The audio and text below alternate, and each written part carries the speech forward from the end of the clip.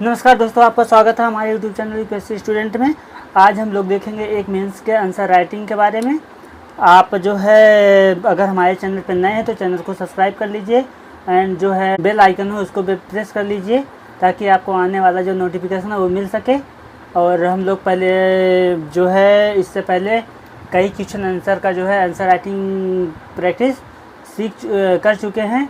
उसमें हमने बताया है कैसे लिखा जाता है, लेकिन आज हम आप लोग को दिखाएंगे कैसे करते हैं, क्योंकि मुझे जितना भी आता है मैं इतना ही बता सकता हूँ।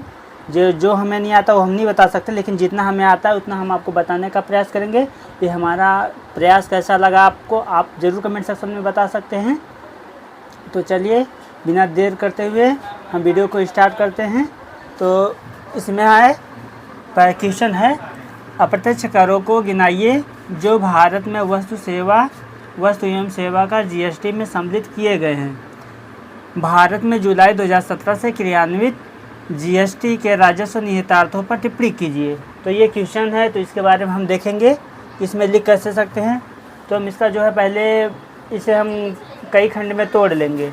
जैसे इसमें हम तोड़ लेंगे, पहला शुरू का जो होगा उसको 25 वर्ड में लगभग जो है 40 वर्ड में हम इसका प्रस्तावना लिख लेंगे और 40 वर्ड में ये इसका जो है निष्कर्ष लिख लेंगे। उसके बाद जो 40-40-80 हो गया, और उसके बाद जो है लगभग 70 वर्ड में हम उसका बॉडी लिख देंगे। तो 150 वर्ड का हमारा आंसर एक तैयार हो जाएगा। ज़्यादा से ज़्यादा कोई ऐसा नहीं कि कोई गिनता नहीं है उसमें कि आप 150 वर्ड का ही लिखें। आप जो है 140, 145, 155 भी हो जाएगा या 160 भी हो जाएगा, तभी वो 150 वर्ड में ही आएगा। तो आइए हम स्टार्ट करते हैं। तो कह रहा है अप्रत्यक्ष करों को गिनाइए जो भारत में वस्तु एवं सेवा कर जीएसटी में सम्मिलित किए गए हैं। तो इसमें 2 क्वेश्चन पूछा गया है। उसके बाद इसमें कहा भारत में जुलाई 2017 से क्रियान्वित जीएसटी के राजस्व निहितार्थों पर टिप्पणी कीजिए। दोनों क्वेश्चन एक ही में पूछा है। तो हम स्टार्ट करेंगे।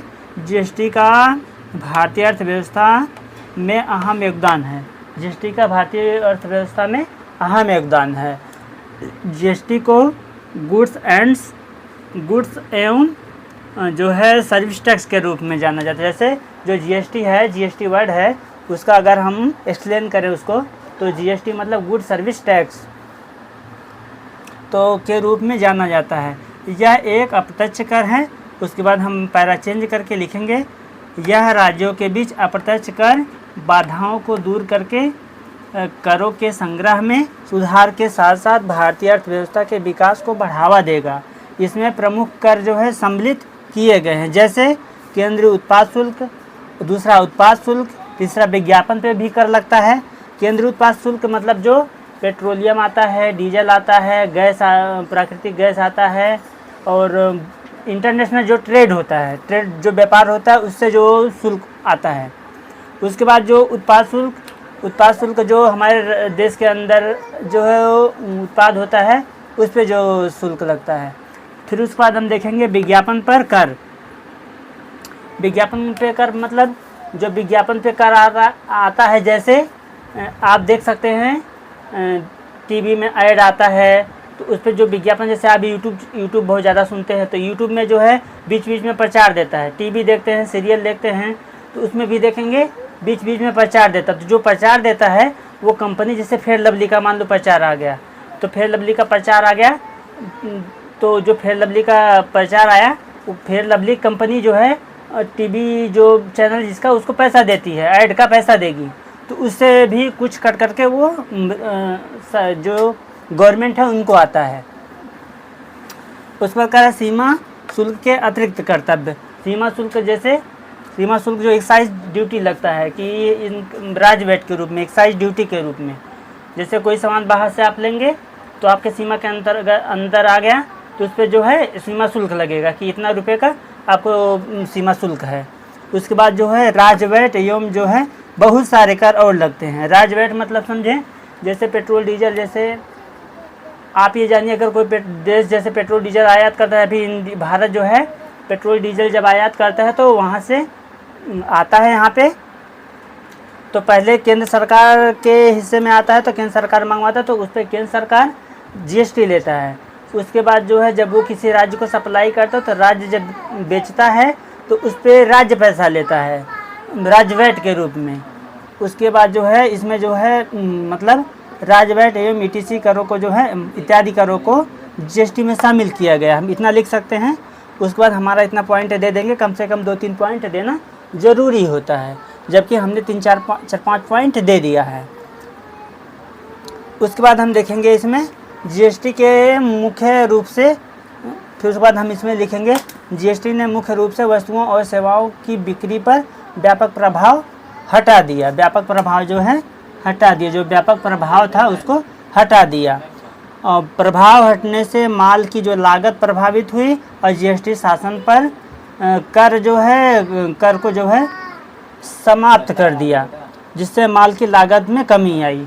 जैसे पहले हमारे यहाँ जो वस्तुएं बनती थी, जो भी हम सेवाएं प्रोवाइड करते थे, ज़्यादा क्योंकि टैक्स चोरी हो जाती थी।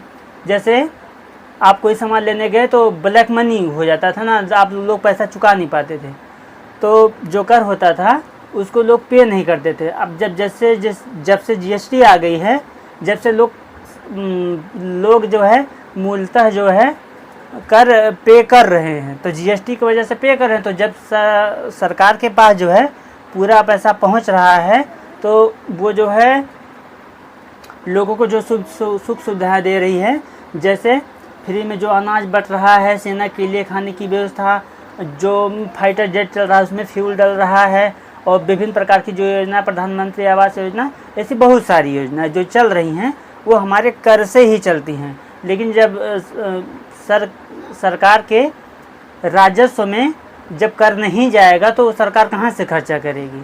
तो सरकार ने इसलिए जीएसटी लाया था। जो जीएसटी नहीं पे करेगा उसको देखो ईडी के द्वारा और बहुत सारे इनकम डायरेक्टरेट के द्वारा जो है वसूली किया जाता है। उसके बाद देखिए जब जीएसटी हम लोग पे करते हैं तो उससे जो है जो हमारा जैसे कि पहले अलग अलग कर लगता था तो उसे पता भी नहीं चलती थी। अब जैसे जीएसटी पूरा भारत में एक कर लग रहा है तो उससे पता है सबको। तो अगर उससे वस्तुएं कोई बन रहा है तो उसको एक ही रेट पे, जैसे नहीं तो पहले अलग अलग राज्य का अलग अलग रेट पे देते थे, अभी जीएसटी की वजह से एक ही रेट पे। तो उससे क्या होता है, जो हम वर्ल्ड जो बाज़ार है, जो विश्व बाज़ार है, उसमें जो हमारी जैसे वस्तुएं जो बन रही हैं, उनकी जो विदेशी वस्तुएं उनसे प्रतिस्पर्धा करने के लिए तैयार हैं। नहीं तो पहले हमारे यहाँ की वस्तुएं का लागत बहुत ज़्यादा होता था, हाई क्वालिटी, हाई प्राइस होता था। तो हम जो है दूसरे का यहाँ का, पहले देखिए आप, हमारे यहाँ जैसे कोई फ़ोन बनता था तो हम उसे जो है परचेज करते थे तो वो ज़्यादा पैसे का आता था। अब वही चाइना ला करके यहाँ माल बेच ले रहा है उसका सस्ते में, तो चाइना का माल ज़्यादा बिक रहा था, इंडिया का कम। तो इस पर्पज़ से अगर जब से जीएसटी आ गया तो आप देखेंगे जो भारत में फ़ोन बन रहे थे वो भी, उसका भी दर जो है गिर गया। तो वो भी फ़ोन यहाँ पे सस्ते होने लगे। तो फ़ोन अब क्या करने, यहाँ पे कंपनियाँ बनाने लगी, फ़ोन सस्ते भी हो गए, जिससे लोगों के पास ज़्यादा से ज़्यादा पहुँच हो सका। तो कहने का मतलब यही है। उसके बाद इसमें देखिए अगला हम लिखे इसमें जीएसटी के आने से खपत और प्रत्यक्ष कर राजस्व में वृद्धि हुई। जब राजस्व बढ़ा सरकार को फ़ायदा हुआ, तो और जो लागत है उसमें जब कर में वृद्धि हुई तो धीरे धीरे उसका जो लेवल वो गिराती चली गई सरकार, जिससे लोगों को और फ़ायदा हो। टैक्स में रिबेट भी मिला, छूट। फिर भारत के वस्तुओं की कीमत विश्व बाज़ार की तुलना में अधिक थी, जिससे भारतीय वस्तुएं प्रतिस्पर्धा नहीं कर सकती थी। जीएसटी के आने से भारत वैश्विक बाजार निर्धारण में योगदान दिया, इससे खपत में वृद्धि देखने को मिला, भारत को उच्च राजस्व प्राप्त हुआ। हम ये लिख सकते हैं। उसके बाद ये हो गया हमारा एक आंसर राइटिंग।